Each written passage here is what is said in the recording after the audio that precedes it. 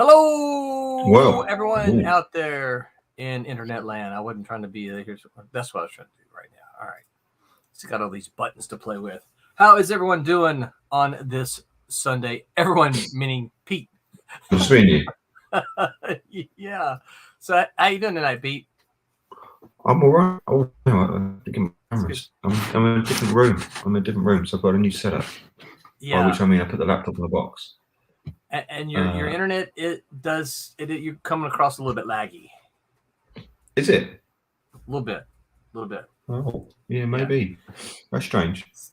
But I'm So, out by the internet box. But yes, I've had to come downstairs because the internet's playing up. So yeah. It might just be you in a minute. Yeah, it could be. I guess. I don't know. Let's see. I've never had to monologue like this. Oh, look at this, Oven! What's up, Oven? Oh, hi, Owen. Oh, I got to meet Owen last weekend.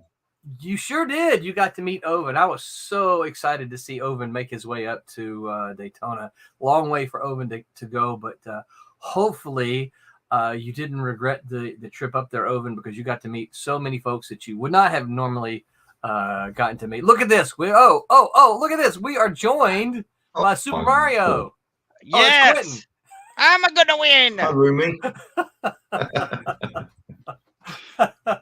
What's going on, everybody? Oh, yeah. How are you tonight, Quentin? Doing all right. Yeah. What about y'all? Sorry, guys, had to take care of Renee.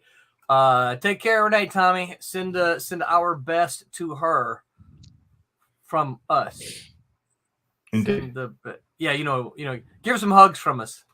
Watch out, Tommy. If your wife ever finds out about Renee, you're in trouble. Right. Hyper Potato says, howdy, y'all. What's up, Hyper? Good to see you here.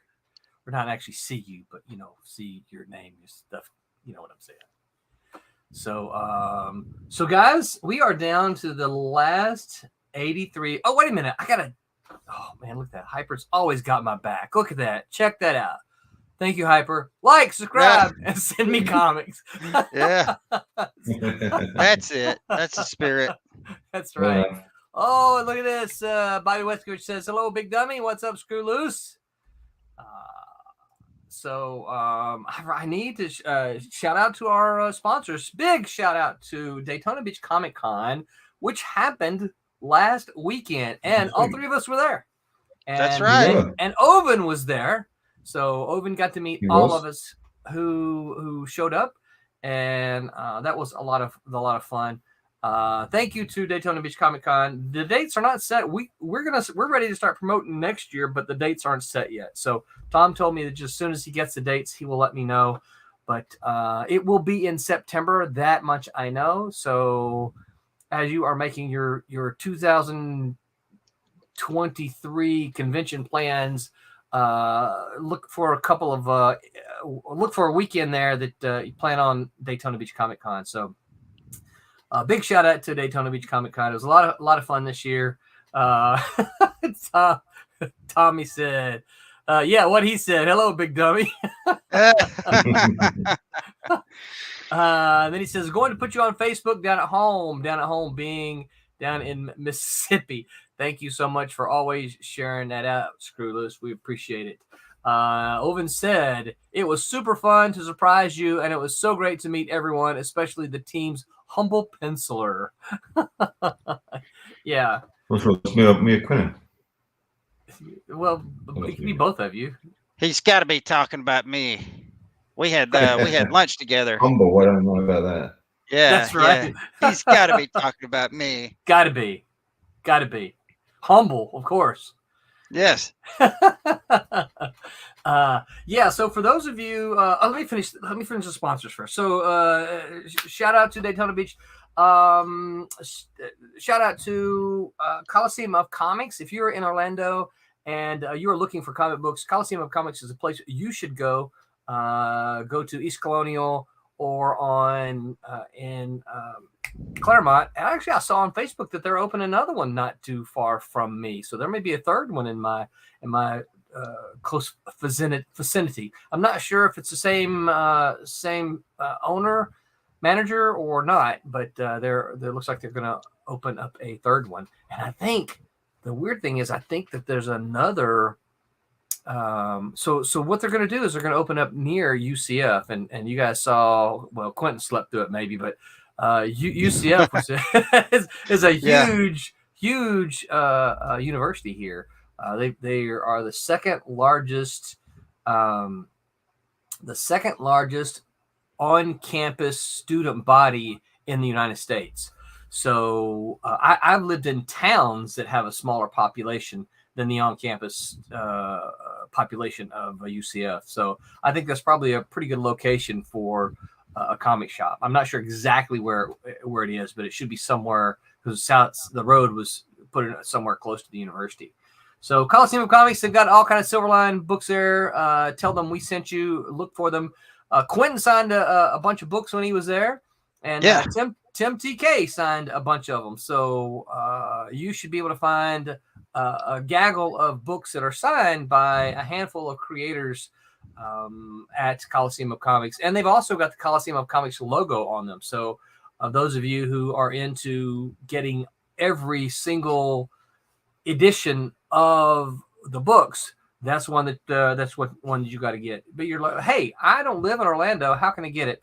Look, I know the guys who run Coliseum of Comics. If you absolutely want one of those, all you got to do is reach out to them and let them know that you want one. Yeah, those guys are really awesome. Their store is amazingly clean, organized. Man, it's like going into like a chain store of some sort. It is. Yeah. It's really good. Of course, it is a chain store, but well, I mean, it is. It's really nice. Yes. How many of them are there? I want to say there are 13, but don't hold me to that number. There's about a dozen. Yeah. Wow. Yeah. What, in Orlando? I had no idea. No, not in Orlando. In central South Florida. Christ. Yeah. Well, I know there's none here in Texas, so. Yeah, there's one. We probably did when you were with Tommy. Did you pass the Mall of Millennia? Do you remember that sign at all, Pete? The Mall of what? Mall of Millennia, I think is a Millennium Mall. I don't know. It's down around that. The Millennium Falcon. If Tommy's watching, he can answer that question. I don't know. He just drove, and it all looks the same. Yeah, pretty much. You Americans, you all look the same. He's gone the long way around everything, and I wouldn't have known. So Oven's talking about that. I'm going to have to bug the Kissimmee store to get those books in. Yes, Oven, you are going to have to bug that store. That's right, Oven. You do it. There's one in Kissimmee, and of course, Oven lost his local store recently. They shut down. Yeah. Yeah, and then so he's going to have to make that one his home. But then there's one in the Mall, Mall of Millennia, something like that. I don't remember exactly what the name is. But there's one there. They're all over. I'm not sure exactly. I think they go all the way from Orlando to Tampa, which is about a 2 hour. Takes about 2 hours to get from one to the other. So, yeah. So and then also shout out to Orlando Collector Deviants, who also got to meet all of the out of towners here. You guys finally got to meet Steve and Trish, who go around in the flesh. That's right. And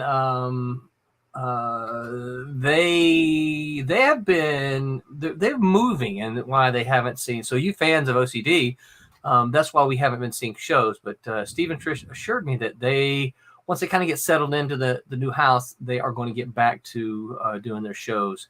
And so we'll start popping on. I need to hurry. We need to start putting some pressure on them. Right. Hey guys, come on. Yep. And then of course, big shout out to Kablam. I don't have a. Oh, here we go. Give me this one. Big shout out to Kablam. If you're a comic creator and you need to have your comic printed, look no further than Kablam Digital Printing. They can print you 1 copies or 100 copies or 1,000 copies, whatever you want. They can do it. They are creators who also are printers. So, and it's all free. It's all free. I didn't say that. You're gonna have to answer to Tommy. All right, so we have got right here, guys. You can see we've got 75 minutes to go, and we are at 2,971. So we are fully funded, but we are, what is that, $29 away from the next stretch goal. Man. Yep. So we have already knocked out 2 stretch goals. Let's see if I can get to the stretch goals here. So so the first stretch goal here are the bookmarks. So we're going to have Twilight Grove on one side, and then we'll have Sirens on the other side. That's the bookmarks. And then we already got this one. We got 2 digital comics. Look at this one, The Last Witchfinder. How about that? By Peter Clinton and Jose Fuentes. They were very generous to help us out with this. And then there's also The Mannequin. Both of these are digital copies. Everybody's all the tier levels are already going to get those. These are stretch goals that we have accomplished. And then, of course, our next stretch goal is 3,000. If we can get there, we don't have the image for it yet, but we're going to have the first of a kind Silverline travel sticker. This is one of those ideas that Jose tossed out. Man, that's a great idea. I really love this. So if we can make that, we're going to do us a Twilight Grim. Since Twilight Grim is ending, we're going to do us a Twilight Grim, maybe Hallowed Heights travel sticker to show that you have been to Hallowed Heights in Twilight Grim. And then we just added this stretch goal here for 30. If we can reach 3,250, I realize that's a lot to try to get in the next 75 minutes. But you guys, we can do it. I believe. R.A. Jones has. Can I stretch this out and make this? Oh, I can. Okay, cool. So R.A. Jones has tossed this one in as a stretch goal as well. The Last Days of Poe by R.A. Jones. So yeah, look at this. Royal Airship says, "What's up, Royal?" He goes, "I love the travel sticker idea." I do too. I absolutely do. What is it? And what is it? Yeah. Travel stickers? What is a travel sticker? So you guys remember, or you've seen people that have luggage, and when they go to a place, Paris and London, they get a sticker and they put on their luggage. It says, "Look, boom, Paris. I've been to Paris. Boom, Berlin. I've been to Berlin." Right? So Jose tossed the idea out, hey, why don't we do travel stickers for like the Silverline titles? And I'm like, what a great idea. Why not? I mean, what the heck? We could do like Twilight Grim, it's in Hallowed Heights where the story takes place. So boom, Twilight Grim travel sticker of Hallowed Heights. Now some of them like Cat and Mouse, that's just New Orleans, but still, that's kind of exciting, I thought. Royal also says The Last Witchfinder was awesome. So Thank you. Hi, Potatoes is back and share the campaign. Everyone, yes, please do back and share. We are in the final minutes of this campaign. As you can see, 72 minutes to go now, and we are 29. I know the R.A. Jones tier is going to be a tough one to get, man. Now that one's for everybody, for all, because it's a digital book, so that would be for all the tier reward levels. So if we could get to that one, that would be for everybody. That'll be nice. The travel stickers is just for those who get the physical tiers. Obviously, we can't send you, if you back digitally, then we can't really send you a travel sticker because it's not digital. But we are well within range of those travel stickers. So I'm hoping over the course of the next 72 minutes, we can get us $29. So we'll keep that up there a little bit as we go through the night. So that's a shout out to all of our sponsors. Let's kind of go back to Daytona Beach Comic Con here. So Pete, we'll start with you. Pete, you traveled the furthest. I did, I think. Yep. And I know that your arms were really tired when you got here from rowing the boat across the Atlantic. Yeah, it's a long way to go. It is a long way to go. What were some of what would you say now, had you been to Florida before? No. It's a lot more humid than I was expecting, and there was more rain. More rain. Yeah. I didn't think it rained there at all. I thought it was just like a paradise. But no, you get rain. Yeah. Almost every day. Every day. Yeah. Every day. Yeah. And lightning and thunder. Yeah. You get lightning and thunder in England too, right? Yeah, we do. But you get it every day. Yeah. Yeah. We might we get do. it every now and then, once in a it rains. Certainly, we don't get thunder and lightning all the time. Yeah, because it rains a lot in London, right? Thunder and lightning every day. It's kind of stormy every day. Yeah. Yes. Y'all just get rain, right? Not stormy kind of weather. Is that what you're saying? Bit of rain. It's not just a little bit of rain. It's so much rain. It's beating down. Yeah. Yeah. I have to dig up one of those. I forget what they're called. But we get a lot of those. It's when the fronts meet, and literally the front literally just boom, just drops water. It is so cool to see from a distance, because the water literally just goes down and hits and then just spreads out, like a big cloud. Really cool to see from a distance. I forget what that. I think they might just be called a water some kind of bomb, water bomb. I don't remember exactly. I saw it on the Weather Channel one time, and I'm like, that's really cool. Yeah, we get a lot of those. I mean, the thing is, we are kind of right at that perfect spot where, I guess it's because we're below the freeze line, where the cold fronts coming down from the north collide with the heat down here, and it just, every day it just generates rain. And of course, the morning time you wake up, there's a lot of fog, all that. What's it called? We all learned this in high school, or where the sun shines and the water evaporation. So all the evaporation, I couldn't think of the word. All the evaporation goes back up into the clouds, and then, finally it gets so heavy, boom, it has to come back down. So, yeah. That's ends the history. The science lesson. It's the what? That's a science lesson for the day. A science lesson for the Yeah. And that, boys and girls, is how children are made. Rain work. Yeah. Okay, now Royal's getting real particular on us here. He goes stationary or occluded front. Yeah. The only one of those. Yeah. Now, an occluded front sounds like something that happened during the Blitz, Yeah. I don't know the answer to that, Royal. No, we do get rain down here pretty much every day. And it usually comes hard and fast and in the buckets, but it's not very long. 30 minutes, maybe an hour, and then boom, sun shining again. But yes, for that aside, it was a wonderful time. The convention went very well. I had a really good time. I got to meet everybody.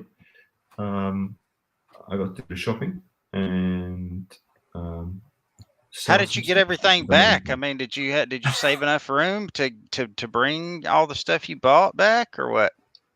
Did you send it via mail? No. What I had to do is I had to take all my clothes out of my luggage. I put them in a plastic bag and just carried those onto the plane, because my luggage was full up with comic book stuff. So I put it in my Disney bag, so it looked at least that I'd been shopping a lot in Disney, and I just put them under my chair on the plane, and no one knew that was all my clothes.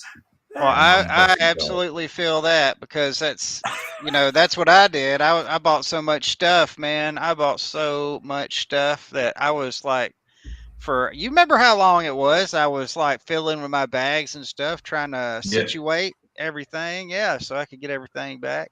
Your wife's not going to let you go to another convention.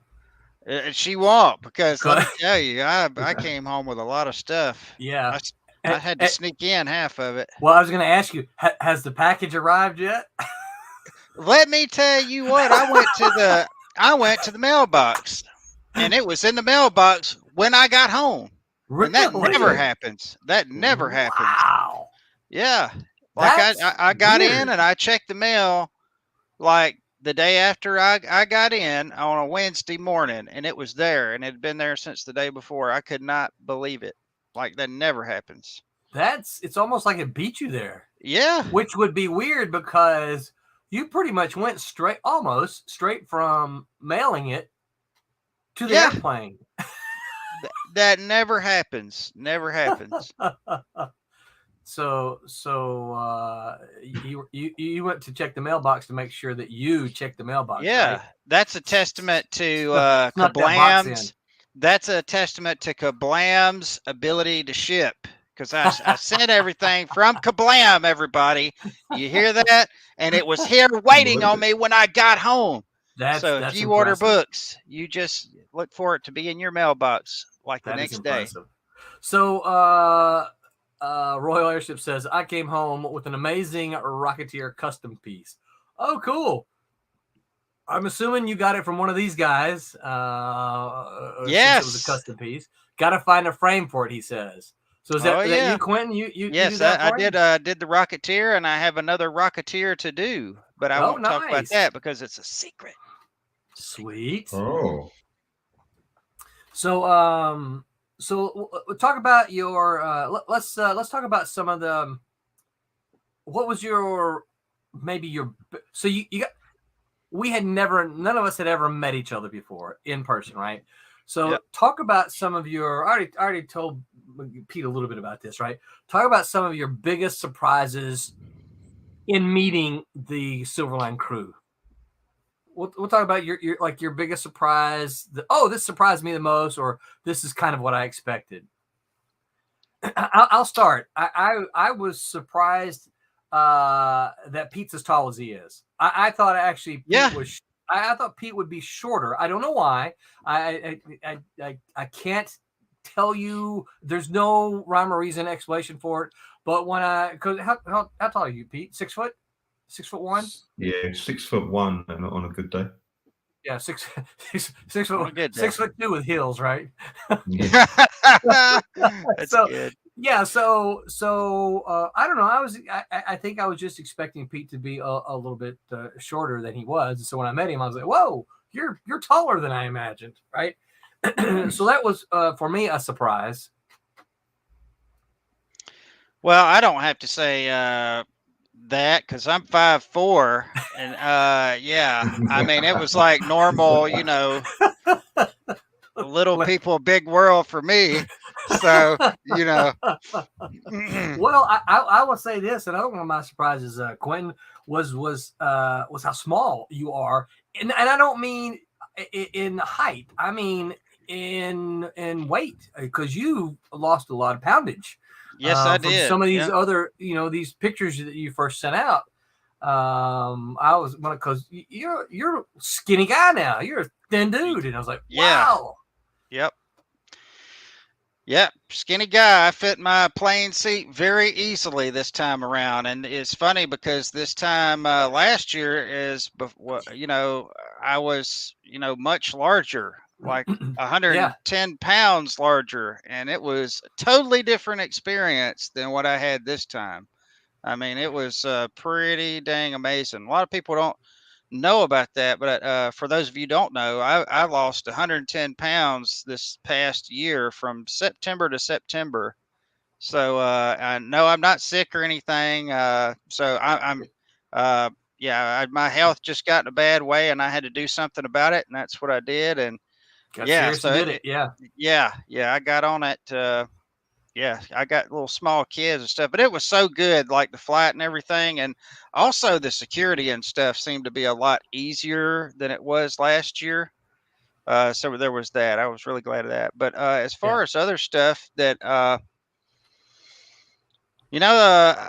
was a lot of people that I hear in the chat, in the Silverline secret chat, but I never really talked to them, like never really met them. I may have been on a show here or there with them, but somebody like Brent.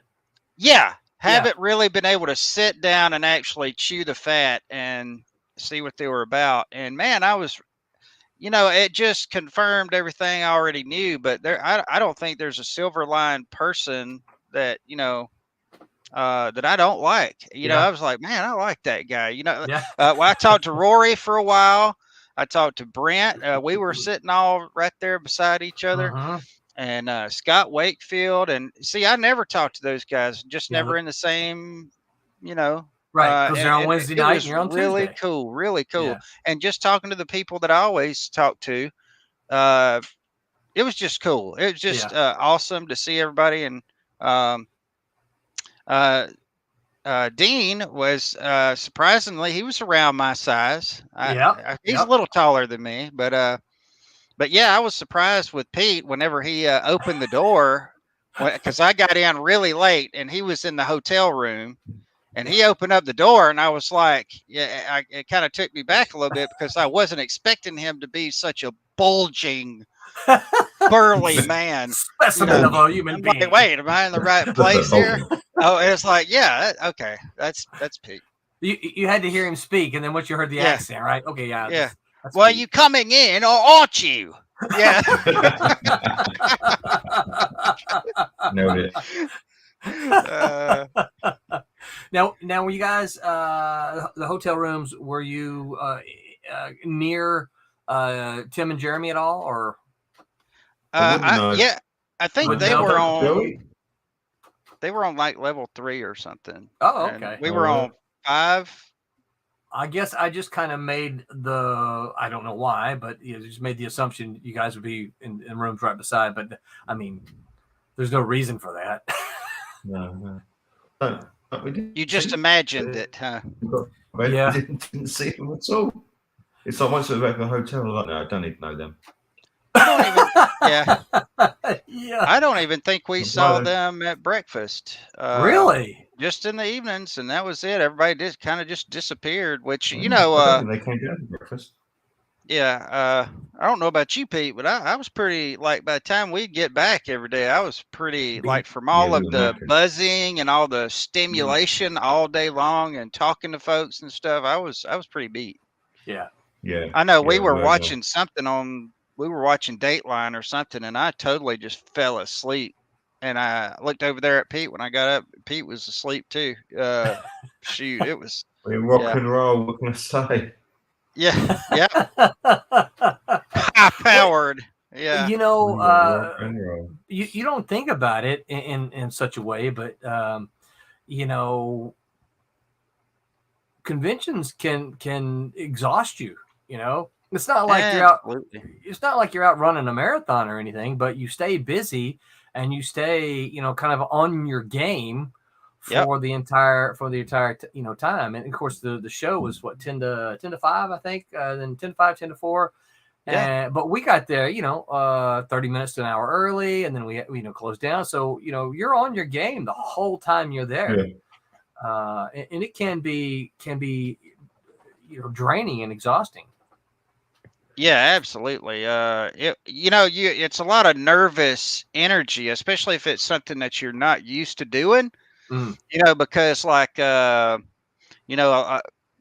being a writer and us being artists, this is and I've said it time and again, this is a very solitary kind of work that you're involved in, and then to be able to get it out to the public, all of a sudden you have to switch gears and you have to talk to the public, and so you have to get out of your element and you have to do things and speak, and it's really kind of sometimes it's a little hard to switch gears, and even when you do, it's very, very taxing to do that. But it's fun nonetheless. Like, I really enjoyed meeting Oven and putting a face with the name, and I really enjoyed that because you always see his little chats popping up in the chat window, but that was neat. Yeah. And I don't know if he's still hanging out with us here, but I absolutely 100% really appreciate the fact that I'm not going to get into his personal details, but it wasn't easy for him to get from where he is to the Daytona Convention. That's right. And okay, Oven said, it personally felt good blaming things on Jeremy. Haha, that man needs to work on that signature though. Oh, that's so true. He's an artist for good sakes, right? Yeah. So yeah, did you guys get to? I know me and Tommy really ragged on Jeremy about his signature. Did y'all see Jeremy's signature at all? I didn't No. actually see it. He was sitting I feel right like there I missed beside out me. now. I didn't ever see it. Oh my gosh, we need to have a discussion sometime about signatures. You go to signature school, huh? Yeah, so I have well, Barry from Kablam. One of my, and I may get some of this wrong, but he said, there's a difference between a signature and an autograph. Okay, a signature is when you go to the bank and sign legal papers. It's just whatever that is, Mm-hmm. An autograph, someone wants you to sign something. They need to be able to read your name on that.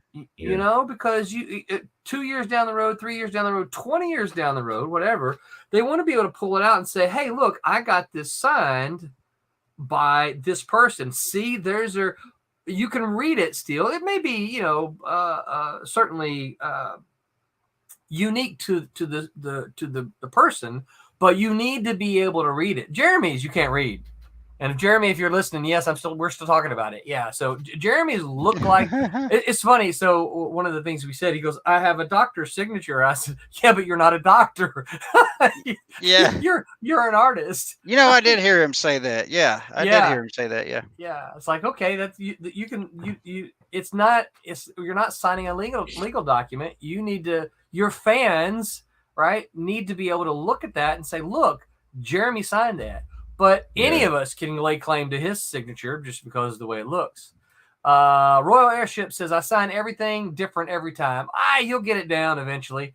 As long as you have the same kind of general characteristics of your signature, it's not going to matter. Everyone signs everything different every time. But Owen says, I agree with you. Do much to do and see, and you're not trying to miss anything, and there's generally not a lot of seats. Too much to do is what I agree with you. Too much to do and see, and you're not trying to miss anything, and there's generally not a lot of seats. Yeah. Yeah. No, there's not. There's not a usually this is one of the reasons that if you go to many conventions, one of the reasons that it's hard to find a seat in where they sell all the snacks, because people just get tired and they go sit down and they're not eating. But if you go there to eat, you're like, dude, get up. You're not eating. I want to eat. Yeah. And all the seating was outside in the cold weather. Cold Florida. Yeah. Well, yeah. It was hot. It was sultry out there. Yes. Yeah, it was. I had a great time. I did, however, the last day of the con, I was up from then, that little bit of time that I slept in the car riding around with you, Roland. Yeah. I was up from then all the way till Tuesday. 2 days. That's crazy, dude. Straight days I was awake. I tried to sleep on the plane. Couldn't do it. I just couldn't do it. And, I would have been so wiped after being up that long. I would have had to sleep on the plane. Well, it's like I would catch a second wind and then it would go away slowly, and then I would, drink a cup of coffee or something, and then it became, okay, I need to stay awake, because if I fall asleep now, I won't sleep tonight, and it just, so then it became one of those things. But 2 days, I don't remember the last time I stayed up 2 days, but it was worth it. Wow. It was great. Yeah. I had such a ball. It was such a ball just talking to people and being around people who love what I love. Mm-hmm. How often can you do stuff like that? Right. A lot of the times you go to work every day and you're around all kinds of different people and you like them and you have friendships and all that kind of stuff. But when you can get around people who like the stuff that you like and don't think you're weird because you like it, or right. And they're all on the same page with you, and they're that is so awesome to be able to do that. Yeah. I absolutely agree. This is an intervention, more like it. Yeah. Royal Airship says, hey, I got a sweet war beard out of it. Yeah. Oh, that's right. Yeah. I know who that is. So, all right, Pete, you about to say something? Yeah. I was just going to ask something I was surprised by. is how little Quentin charges for his work. I gave most of my Jose stuff and I away. had to stop and say, look, you can't be selling your stuff for this price. Yeah.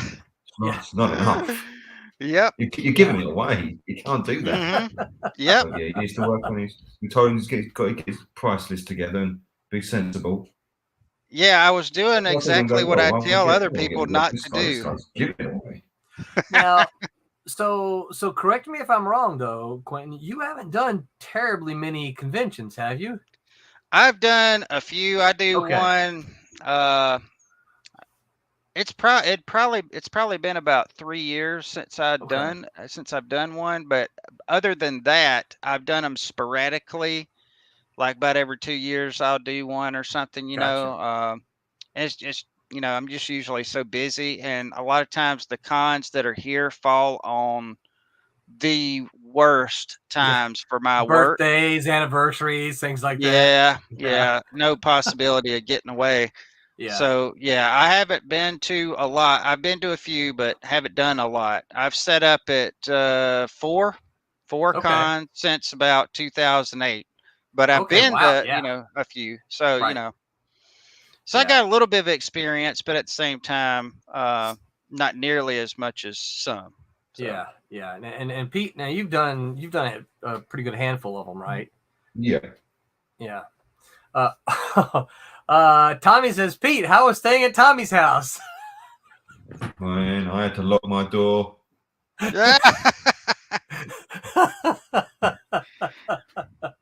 Yeah. And then he says, you miss Gabby? I do. His dog's great. Yeah. His dog's very friendly. His wife is also very friendly. It's just Tommy you have to put up with. Right. Yeah. His wife. What about Renee? Did he introduce you to Renee? Yeah. Oven says the poor cheesesteak guy almost got sent to the Emerald City to see the Wizard of Oz.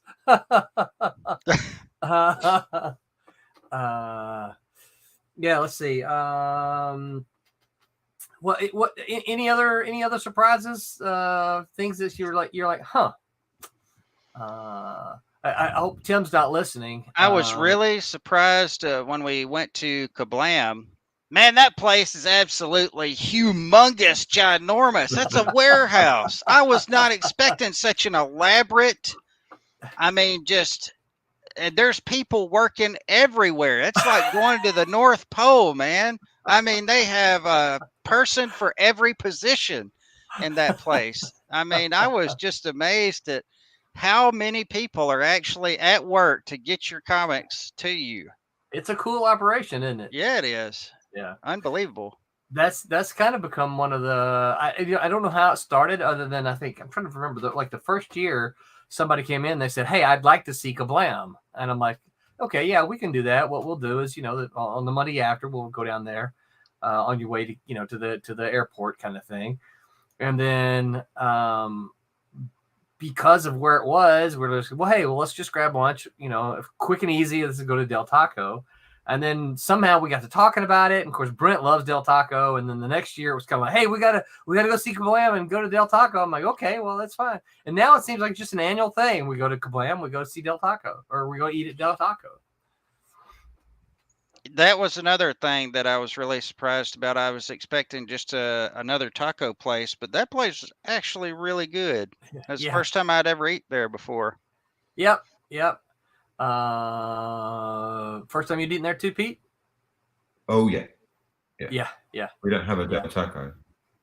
Probably won't eat there again until the next time you're at Daytona. Probably. I mean, yeah, that's true. Actually, yeah. Well, guys, I actually have to call it early, but before I do, I want to share my screen just to show you. Just to give you a little blip. Share screen. Yeah, please do. If it's what I think it is, we definitely want to see it. Oh, look at that! Nice jam. All right. What is that for? I'm just piddling, I don't know. Just showing off. Just What? showing off. Just showing off. Just flexing, as they say, as the young guys say, flexing. Yeah. I'm saying, been trying to draw this figure since we started, and it's all going wrong. You just banged that out. Yeah. Yeah. All right. Let's see. Royal says, I missed impressed El with. Taco. Yeah, you missed El Taco, Royal. You Dude, knew we you were going did. on Monday, dude. You absolutely did. Yep. Oh, look at this. Quentin Mark Spears says, nice stuff. Thank you. Sure. And this I did finish this week. Let me see if I could show you. Is Look it coming at in? all those toys over there. Oh my gosh. Oh, look at your Galactus. That's awesome. Yeah, I worked on that this week when I had a little bit of spare time. I've been meaning to do it in my new office. Wow. But anyway, nice. I gotta go on a get. All right. Well, glad you popped in. And I'm sorry I have to leave. It's wife night. No. She went to the store, so I came in to, mix it up with you kids. Yeah, well, you popped in while she was at the store, right? Yeah, and she opened my door just a minute ago. I was like, what are you doing? Yeah. And that's when you say, "Oh, I'll be right there."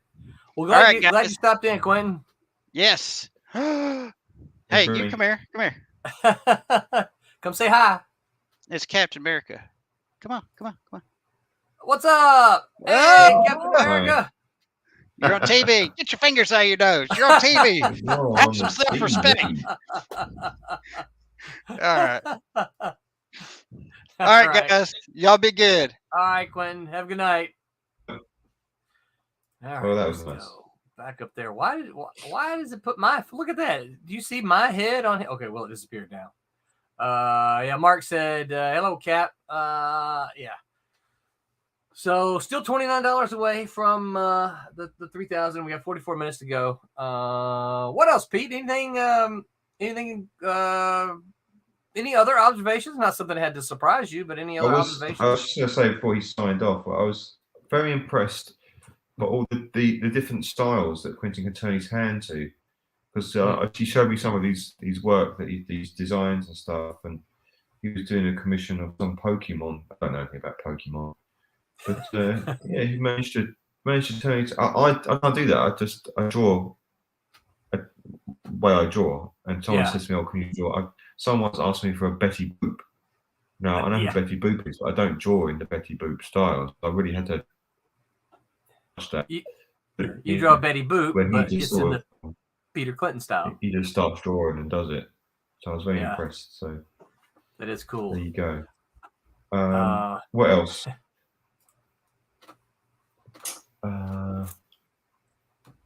Yeah, everyone was really friendly. I mean, not just the Silverline people, but everyone at the convention seemed really friendly. And yeah. So how would you, if you were to say compare shows because I've never been in a show in England, obviously. If you were to compare, say, a show comparatively the same size in England to Daytona, what would you say? And I'm not looking to trash either place, but what would you say? Oh, I noticed this is different than this, right? Or is there anything? Or are they all pretty much the same? Well, the Daytona one is definitely a comic book convention. Very much so. It's all comic book. Then we one or two TV people there, but otherwise that whole room we were in was just comic books. Yeah. The whole hall. It's nice, isn't it? There's only one convention I go to here that is pure comic books. The rest seem to be, well, media. There's an artist alley, but it's all TV and film, cosplay, and then the comic book people are down over there.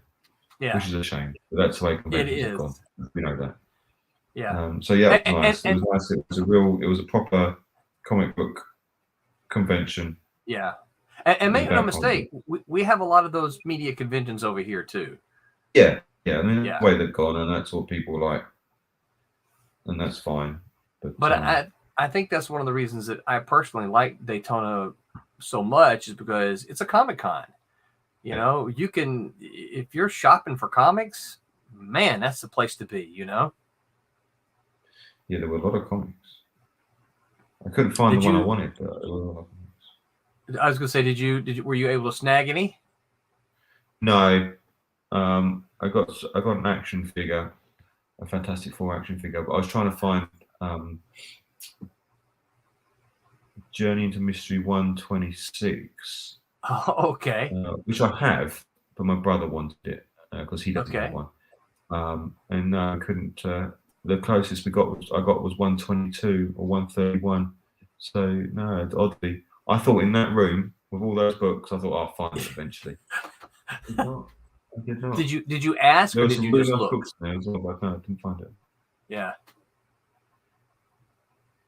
Now when you were looking, did you actually ask the vendor or did you just look on your own? No, I asked their Journey into Mystery, and I asked a few if you had it, and they said, "Oh, just go check out those ones over there." Yeah. Certainly not. It was, yeah. Yeah. I of course, you've heard me say multiple times, I love the cheap boxes, but if I'm looking for something that wouldn't be in the cheap boxes, I will often ask the dealer, "Hey, do you think you have this?" Yeah. I was impressed by all the amount of Silver Age books there were. Over here, it's hard to get the Silver Age ones. You're lucky if you get some, but some there, they almost had like almost complete runs of stuff. Yeah, like Spider-Man from the early number 20 upwards. They're hard to get here. Yeah, really. Once you get into 50, 60, you can get them, but early really. That's interesting. I was like, yeah, I'd love to splash the money on those, but yeah. We may have to do a couple more Kickstarters before you can do that, right? Yeah. Yeah. It's funny because my collections, Spider-Man and the Avengers were my two that I was going after, right? But I had to make a decision at one point in time. I said, okay, well, I can really only focus on one in order to try to finish to complete the collection, right? Because you can't fight a two-front war. Right. No. So I made the decision to go with the Avengers, and I almost have a complete run of the well, not anything recent, right? But of the first volume, I've almost got a complete run of the first volume of the Avengers. However, the Marvel Cinematic Universe has kind of made me mad now, because there are some that I will never be able to afford an Avengers number 4 now, because it's the first appearance of Captain America. Now I have 1, 2, 3, 5, 6, 7, 8, 9, 10. I have 1 through 10, but I don't have number 4, and I'll likely never get it just because it's out of my price range now. Is number 4 the one with it's got its cap in the middle running out? I think I've got that. What? I'll say I think it's in the house somewhere. Really? Oh my gosh. It might be my brother's collection. I'll ask him if he has it. Wow. Yeah, that's I'll see if he's willing to let it go. But I think we have that. I think of the other ones, I think he's got that. Yeah, I've got a handful of reprints of that one, but yeah, I don't have the original Avengers number 4. Yeah, I think he's got that somewhere. That would be nice. Hyper said, I actually printed business cards to give to sellers who often told me that they had war comics back at the shop but didn't bring any to the show. That's a good idea. Hyper, how often have they reached out to you then afterwards? I know a lot of times a dealer will tell you that, and they'll give you their card. It says, hey, I've got this back at the shop. Here's my card. So it is, I guess, is a curious question too, Hyper. Now, do you print out? Is it a card that you made specifically that says, "I will buy your war comics," or is this just is this just your office card? Here's who I am. Yeah, that would be. I'd be curious to know that. Hyper said he says very little follow up, only a few out of dozens. It was worth a try. Yeah, I mean, I think when you're looking for something, it's so funny, Hyper. I cannot see a war comic now. I cannot see a post about war comics now without thinking about you. I'm like, oh, I wonder if he knows this one. I wonder if he's seen that one, right? Yeah, every time I see a war comic, and I was never a huge war comic. Now, don't get me wrong, I like war comics, but it was kind of like war comics, Captain America. Okay, I'm buying Captain America, right? War comics, Spider-Man. I'm buying Spider-Man. But I used to read the Losers and the Haunted Tank. Of course, as a Southerner, I love the fact that the Haunted Tank was they were in a Stuart. And the Stuart tank, which of course surname for Jeb Stuart, who is a Confederate cavalry officer. In case those of you who didn't know. Did not. I'll DM you a pic of the card. The card shows a picture of my son holding a Sergeant Rock, saying, "I collect war comics." Oh, cool. Yeah. Do you ever read any of those, Pete? Any war comics? Joe Kubert Yeah, I've got stuff? some losers. I've got a few losers, but usually it's because I really like the covers. I think there were some Joe Kubert covers actually. I'm not sure. Yeah. Yeah.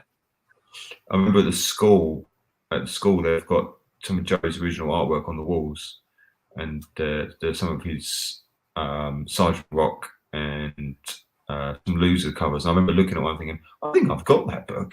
Really? I've got that one. I think I've got that cover. And I do have it. Yeah, so it was usually the covers that really drew me. They weren't expensive or anything.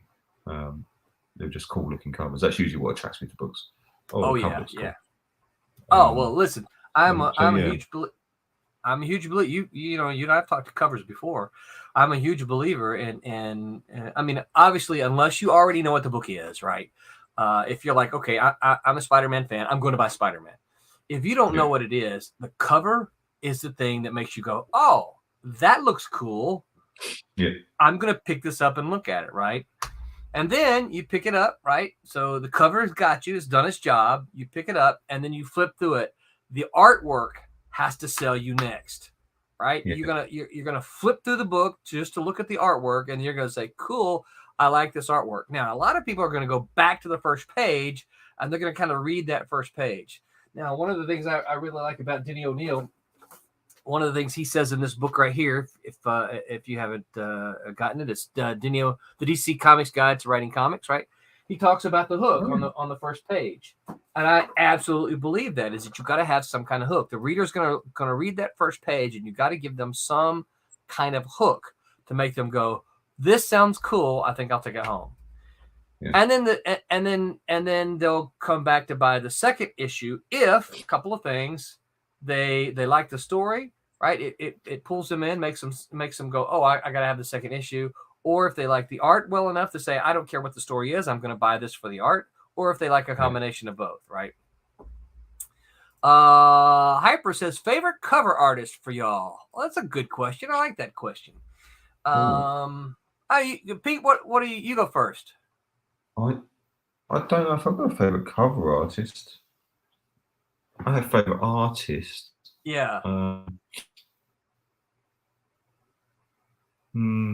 No, I don't think I've got a favorite cover artist. I know I like a lot of. I can't remember what the guy's. Is it Lucio Perillo? He does some paintings for like Red Sonja and Vampirella. He obviously just does covers. They're really impressive. But no, I tend to just. It's the artist, isn't it? Yeah. So I just go, that's the artist, that's his cover. So I've got my favourite artists. Yeah. Not saying that every cover they draw is brilliant, but there are covers I like. I don't like covers which just like a picture of someone's head. That doesn't really attract me to the book. I like to see something going on with the cover that may indicate the story inside the book, or at least there's something happening. It's not just a close, just a pick headshot. So I shouldn't tell you what my plan for Trumps and the heads. Trumps. Well, it could work with Trumps. I was trying to think of like cover ideas for like the trade. I was like, what do we do with the cover? So one of the things I like, talking about heads that you're talking about, you're talking about big head, but I like some of the old Silver Age covers where they put there's an image going on, right? Usually it's a team book that has one of the members in a battle against a villain, and then there's just these little floating heads on the side, kind of looking at it, like, oh no, but it's just a floating head, right? I love those. I think some of my favorite cover artists, I have to go back and look. I can't really speak to modern cover artists enough to really have an opinion. Obviously, I like what our team does. I know that I'm probably supposed to say that I love Alex Ross, but I'm not a big fan of the painted stuff. And I think Alex Ross is an incredible artist. Okay, so please don't mishear what I'm saying. But I'm just not. Those don't draw me. I see that, and I'm not immediately drawn to the cover because I'm like, oh, look, it's a painting. Bless you. I think I like the guys from the 70s. So I'm talking about people like Buscema. Love that guy's work. I'm bless you again. I'm visualizing some old Avengers covers that I like. John Romita did some great Spider-Man covers. You know who did some good covers that could kind of mimic a lot of styles. That was crap. He did a cover for me as an editor. I see his face. I just can't. His name is right there. His name is right there on the tip of my tongue. I can't think of it. What was his name? He just recently died. Not Neil Adams. He wasn't a big name artist, but he could kind of ape a lot of different styles, and he did a lot of really good covers where he didn't also do the interior art. What the heck was his name? I'm gonna have to Google that now. Royal Airship says, if you're interested in cover art, the Wednesday Wham crew has an ongoing critique of covers through the ages, at least 4 episodes now. Yeah, I've really enjoyed those cover critiques. Man, he did the Saul. I think he did some stuff for Saul Brodsky.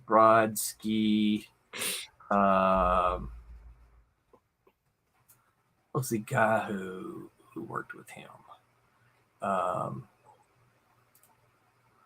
Rich Buckler, thank you, Hyper Potato. Man, I tell you, Hyper always has my back. Look at that.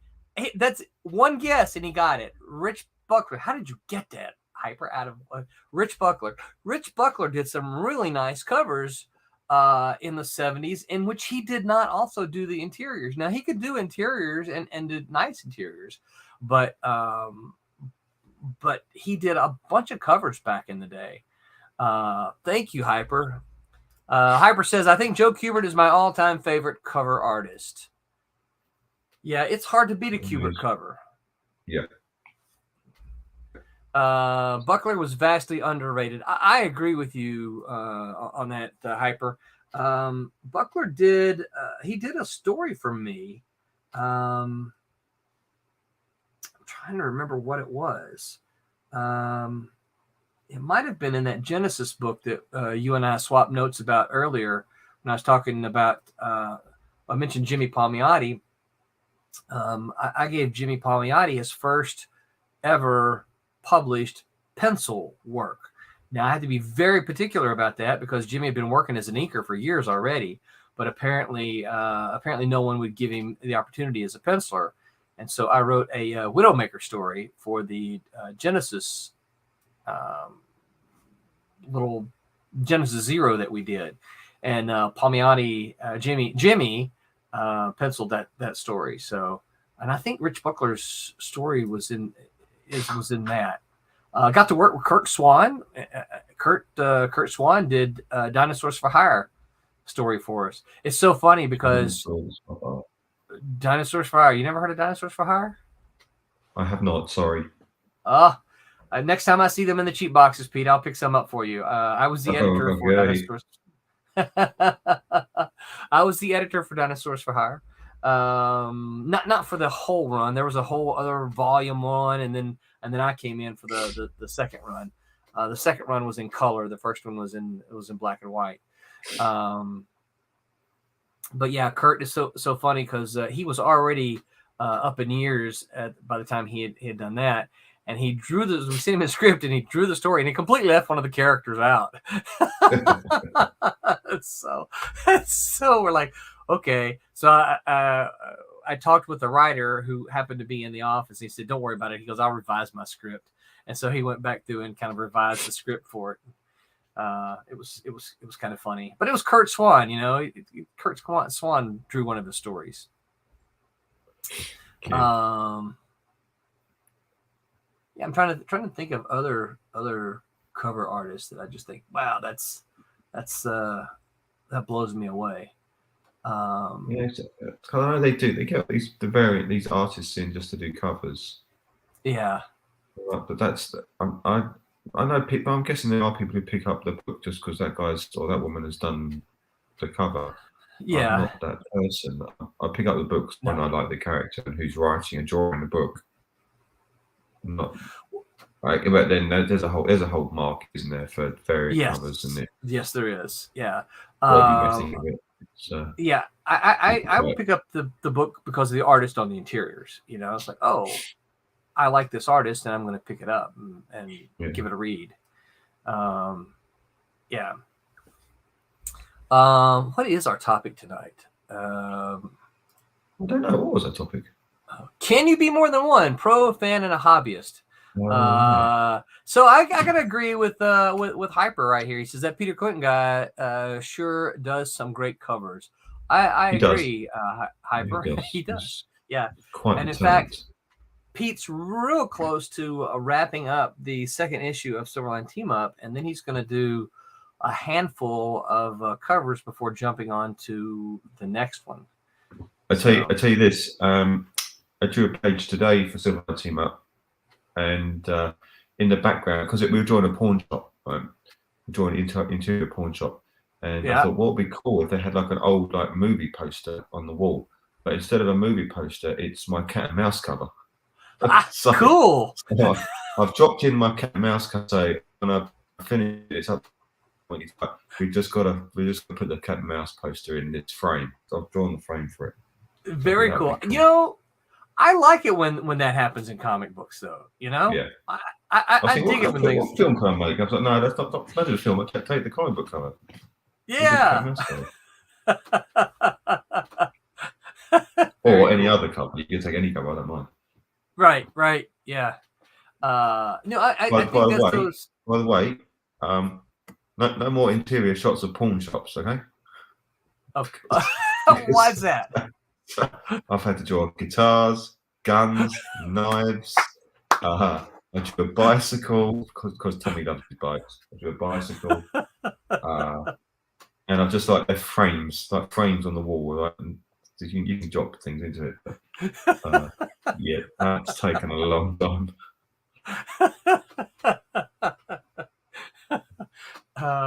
So you want me to go back to fire engines?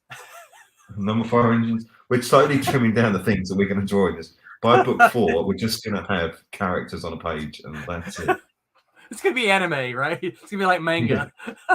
We're not even going to be drawing the guns. They have guns. They're just going to go pure with their fingers. Pew, pew. Laser guns. Pew, pew. Everybody pointing like this, right? Out of their fingers. I agree with this. Hyper Potato says that's a nice touch. We all need a cat and mouse poster on our wall. Yeah. I think you're not wrong. One of the things I've been trying to do in, I say spare time like I have any. I've been trying to. Oh, I think I printed some out. I have been working on the omnibus for the first volume of Cat and Mouse, and I got a couple of different cover. No, I don't guess I did. I thought I did, but I got a couple different covers that I'm leaning towards. I may do. I can't decide whether, because it's the Cat and Mouse omnibus, I can't decide whether I want to do a Kickstarter exclusive for it, because it's only going to be. It won't be the thing that we're kickstarting. Excuse me, it'll be an extra thing. So I don't think I'm going to make it have an exclusive cover. But yeah. One of the things Quentin didn't mention, part of the reason he's doing Demon is he is actually wrapping up the final issue of Cat and Mouse #4. So he's going to be doing about the last half of it. So Wubba just, which I thought Wubba might join us tonight, but Wubba's got Wubba's personal life has been, and I'm sure he wouldn't mind me saying it, bit of a mess the last couple of months. So hopefully he's pretty close to resolving all that, and he's gonna be out Quentin's way. We got 19 minutes left, Pete, and we're still looking for $29. Oh, yeah, to reach that $3,000 the $3,000 mark to reach that. Wait, what I haven't seen. What? I haven't seen the finished cover for the Scary Book. Did we get that? We did. Let me just scroll down here. I think it's on the page. In the color version. Let's see here. Right there it is. Oh, it's on there. So I looked the other day, it wasn't there. I was like, oh. Yep.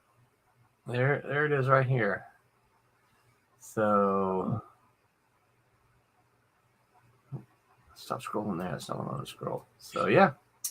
And the last I checked. What's that?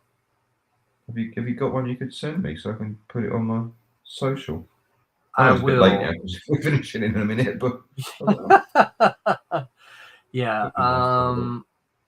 Yeah, these were all gone. Let's see. We still had some original art. Still the Butler pieces are still Butler and Flormonti.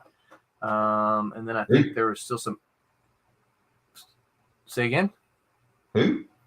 Who? Who? Yeah, that guy. And then there's some of the other covers, the Aaron covers, the Jose inks over your Scary Book cover. Still left. So now they may be, if you're going there to look, if it's gone, don't hold me to it because I'm not real sure. Hyper says, Wubba! That's right. And Royal, what comes with the 3K goal again? All right, so Royal, the 3K is, all right, the right here. It's the Silverline travel sticker, and we don't have that one designed yet, but that's going to be because Twilight Grim is this is the final issue of Twilight Grim. We're going to make it a Hallowed Heights, which, if you are following Twilight Grim, you know that's where the story takes place in Hallowed Heights. So we're going to have a Hallowed Heights travel sticker as the a stretch goal for everyone who backs at a physical level, physical tier. So if you're a digital backer and you're like, man, I want one of those, that's pretty cool. All you got to do is change that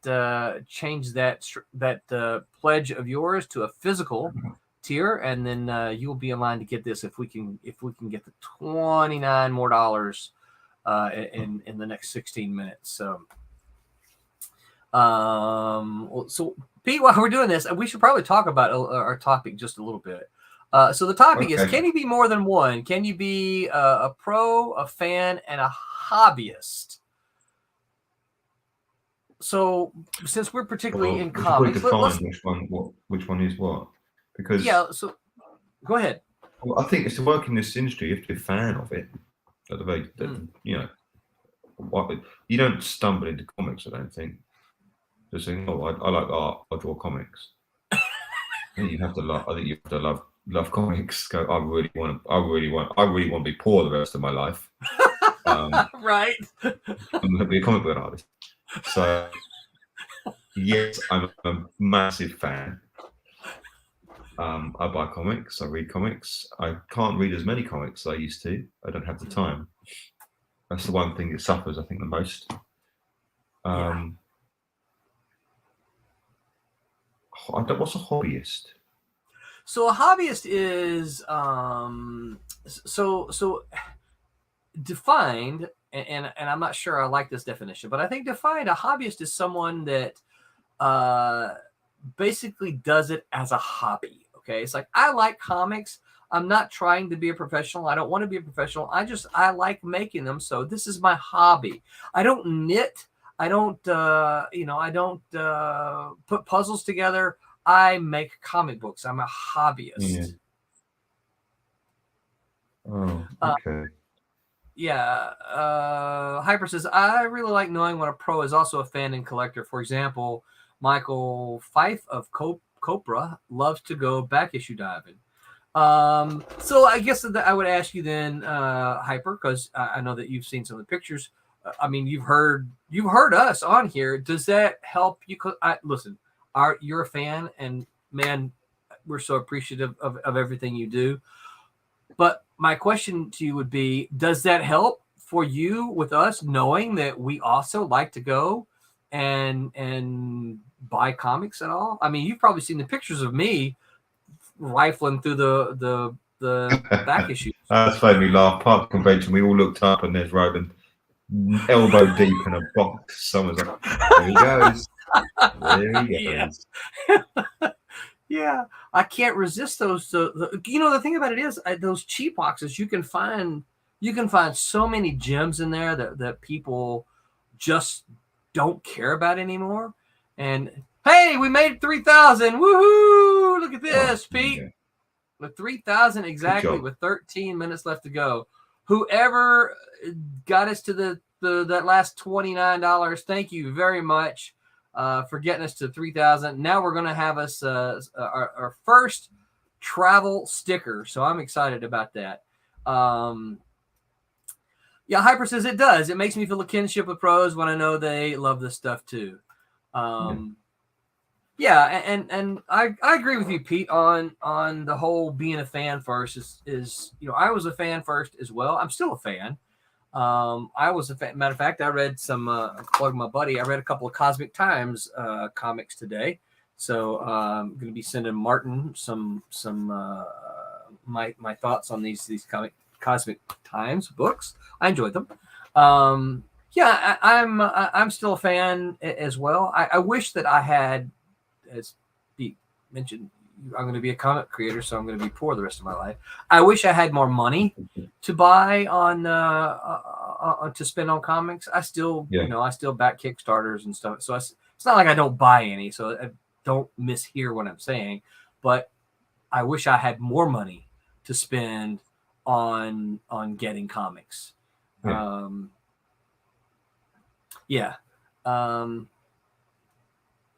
I like discovering new stuff too. I think that's one of the reasons I like the back issue bin. I mean the cheap box bin, because there'll be things in there. Like I only recently discovered Hyper. You may remember this one. I don't know if it's a little bit before your time, but I picked up a copy of Roach Meal. You ever heard of Roach Meal, Pete? No, I don't think so. It was a Dark Horse book. I was aware of it. Like you could have said, "Hey, you ever heard of Roach Meal?" And I would have said, "Yeah, I've heard of Roach Meal." I had never read it, but I saw a collected volume for, I want to say, a buck. So it was, I don't know, 60 pages. It was $1. And I'm like, yeah, well, you know what? This is an old Dark Horse book from the 80s. I'm going to buy this because I've heard of Roach Meal, but I never read it. I took it home, I read it, and I'm like, wow, this was really good. Why was I not reading this in the 1980s, right? Why did I not read this? And I like this. That's the kind of thing that I enjoy doing. Like I said, because for me, that was just Roach Meal. I only just, read that a couple of weeks ago. So I like doing that. And you can see I'm working on. Let's see if I can reach it here. I'm still working on my my run of there's a couple things. I'm working on my run of here you go, Hyper. I'm working on my run. Whoops, that's the wrong book on the front. Working on my run of commandees, right? Yeah. Bunch of commandees here. Yep. I do have the Jack Kirby. I forget what they call them. It's those big treasury that shows you the art. Oh, Pete, I should have brought that, man. I showed it to you. But in the same regard, I'm working on my well, here you go. I just finished my Destroyer Duck run. I just finished that. Where is it at? I thought they were down there. Well, I can't show you the one I was going to show you. Oh well. Working on my Justice Machine run because I knew what it was, but I didn't buy them back in the day. So yeah. So I think you can be a. So what about a pro and a hobbyist? Pete, you think you can be a pro and a hobbyist, or no? I think you're one or the other, right? If you go pro, you go pro. I do it for the money. Yeah. I mean, I would do it if I wasn't getting paid for it, but I guess when a hobbyist is someone who's doing it for free and just doing it in their spare time. I have to do it in my spare time, sure, but no, I'm serious about it, and I consider it to be my career. Yeah. It's a tough one. Yeah, I don't know where it is. I think because what does I think you have to consider, because I always, I was kind of always taught you become a pro the first time you get money for doing the work. Yeah, I guess, you do the work, and the first time you get money, you're then officially a pro. Doesn't matter how much money it is, but the first time you get paid to do that work, you become a pro. Now, obviously, there are levels of pro, but yeah. So I think you can absolutely be a fan and a pro. You can be a fan and a hobbyist. But I'm not sure you can be a pro and a hobbyist. I think those are kind of conflicting ideas. Yeah. Because if you're a hobbyist, you kind of really just don't care. It's like, oh. I don't think you can be a hobbyist and work for someone. So I work for you. Yeah. I don't think you can be a hobbyist and do that. If you're working with someone, you've taken a job, therefore you're professional. Hobbyists might make their own stuff in their own spare time. And I like to think of it more like and I realize it's perspective, but I like to think of it more as that we're working together. You and I and Tommy and Roberta. Sure, but I'm drawing Silverline's books. I'm not drawing. Yeah. Not drawing my books. No. I totally get it. So it's like the same way if I work with Marvel, I'll be drawing Marvel books. Yep. Yeah. So I consider that to be professional. Whilst we're all friends and we'll get on, it's still a profession. Yeah. I consider myself to be professional. I might not be good enough to be professional in some people's eyes. Well, and again, I do think there are those kind of levels of professional. You've got you've got the guys who are got a regular gig at Marvel DC. They're the pros who don't act professionally. Yeah, so, that's a whole nother conversation. Yeah, that's something else. Hyper says Justice Machine was cool. I like the early magazine-sized issues best. Again, Justice Machine was one of those things I knew, I saw. I had some friends read, but it was just I never bought them. And so now that now that I don't buy kind of Marvel and DC like I used to buy them. I spend a lot of my time and energy and money in that way. And Justice Machine is something you can find often in the cheap boxes. So that's what I haven't actually. I've only read a couple of them because I'm terrible when it gets. This is where I'm still the fan and collector, right? It's like I can read issue 1 and 2, but I don't have number 3, so I can't read issue 4, 5, and 6 yet, right? I've got to wait until I find number 3 before I can read 4, 5, and 6, right? Even though I own those, I don't own number 3 yet. Hyper says, like, subscribe, share, and back. Do all the things, please. Yes, Hyper, thank you so very much. Please do that. Like and subscribe. And if you happen to be listening to us on LinkedIn, welcome. We're new to LinkedIn. We've only been on LinkedIn now a couple of weeks, but it's kind of exciting to add the platform there. And there may be more changes coming to where we stream here in a couple of weeks. I've been approached by somebody to possibly expand our network, so we're kind of talking. Oh. To see how that might go. So I'm kind of excited about that because one of the things it could hopefully help us do is get more people aware of what we're doing. Royal Airship says, could you be a pro and still be a hobbyist for another genre? Okay, so first thing we got to do, Royal, is probably correct your term as genre. You probably mean another format because genre is the type, right? So Steam Patriots would be steampunk. That's a genre. Silverline Team Up would be superhero. That's a genre. They're still both comic books. So I'm going to take your question to mean another format. So could you be a pro in one format and a hobbyist in another format? Yeah, I mean, I could be a hobbyist painter. Yeah. Because I don't do that for anyone else but myself. If I did that, I don't do that. I can't paint. But if I did decide I'm going to start to do some painting, that would just be for me, really.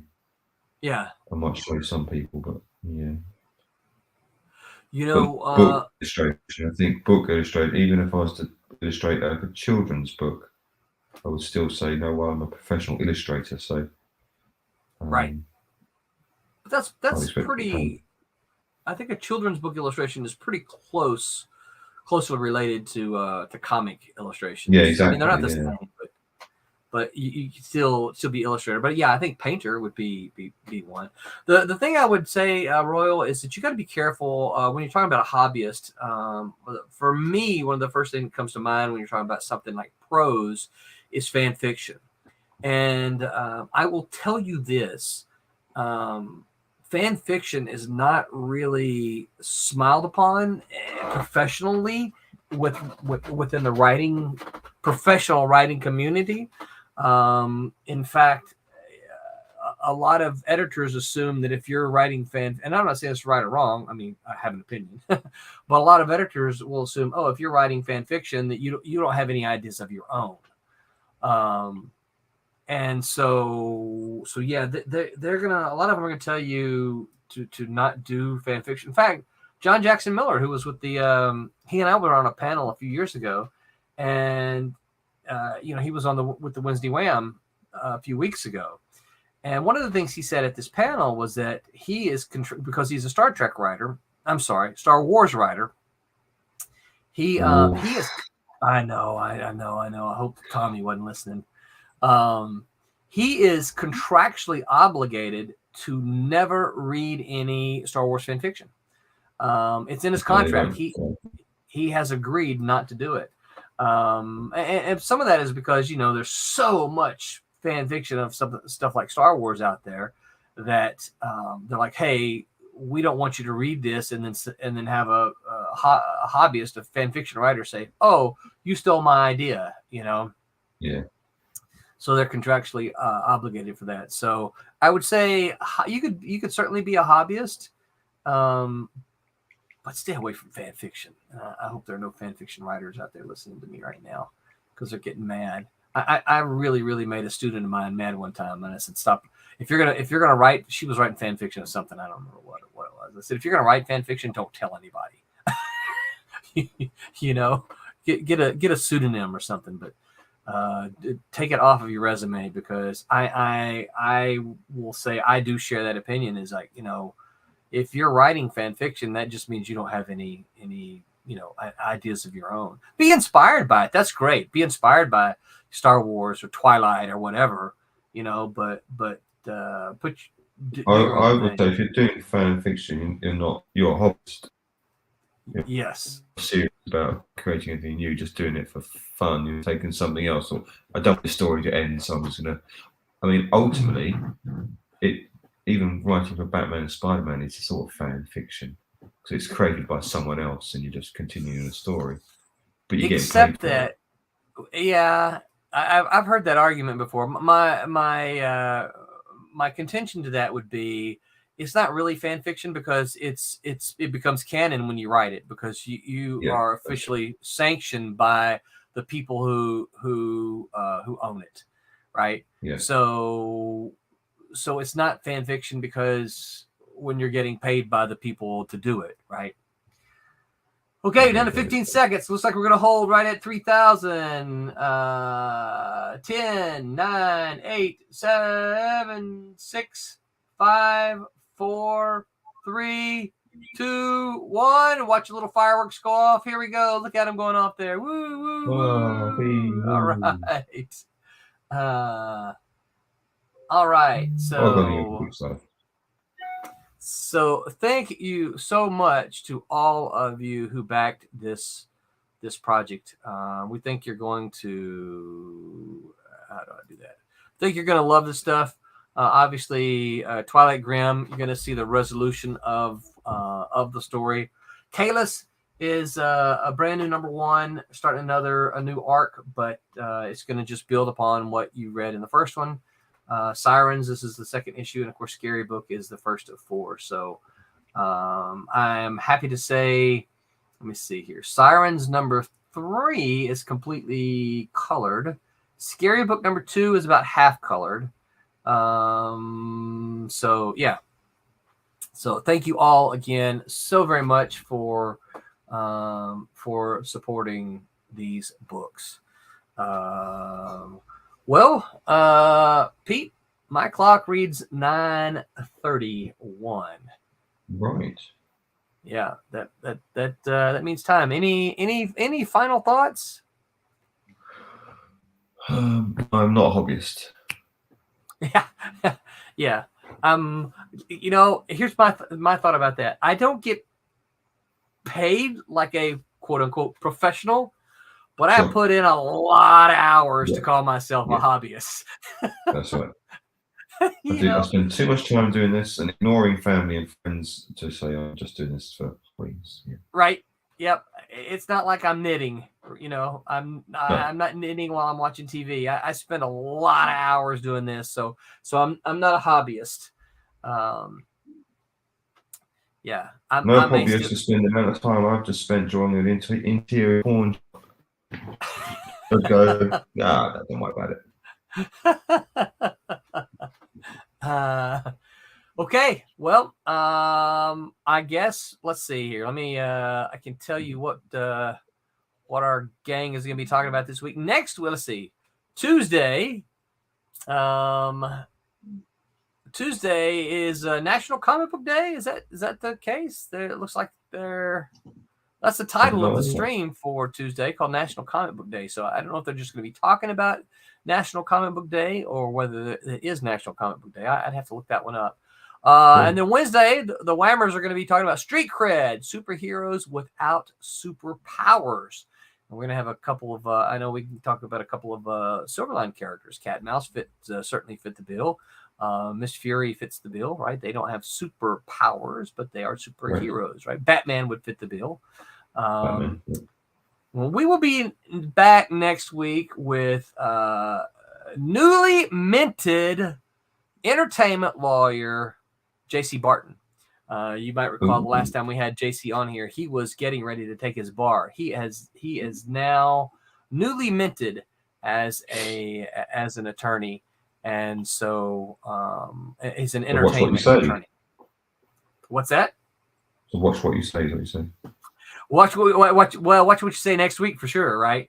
Yeah, because he'll be on, and he said, and I remember talking to him off of the stream. He said, I have to be careful what I answer when I'm not an attorney, because it can't come across like I can't give you legal advice because I'm not an attorney, and I could get in trouble if any of that happens. He said, but once I become an attorney, I can give you legal advice.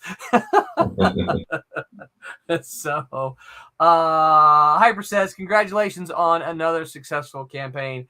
Thank you, Hyper. You realize this is number 20.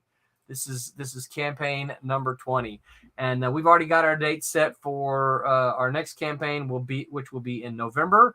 Hyper, I know those matter to you, so I'm going to say them right here on the stream. If I can find the schedule real quick, it's going to be November 3rd through the 20th. And I think I know the books already, but I'm going to hold off on that because I'm not 100% certain. But it's going to be, if the books that I think are going to make it, going to be a fun one. So I am, not that this one wasn't fun, but it's going to be fun. They're all fun, but yeah, looking forward to a couple of these. I'll give you a hint. I think one of them is going to be Trump's number 4. So Tommy, hear that? Yep. So I am excited about that. So oh no, Pete, my wristband is in my I've got mine. Okay, good. So so there you go. So what we like to say here as we let me get to the thing here. Where's the brand? So we will see you next week. And until then, remember to make mine Silverline. All right. Good night, everyone. Hi, my name is Sergio Cariello, and make mine Silverline.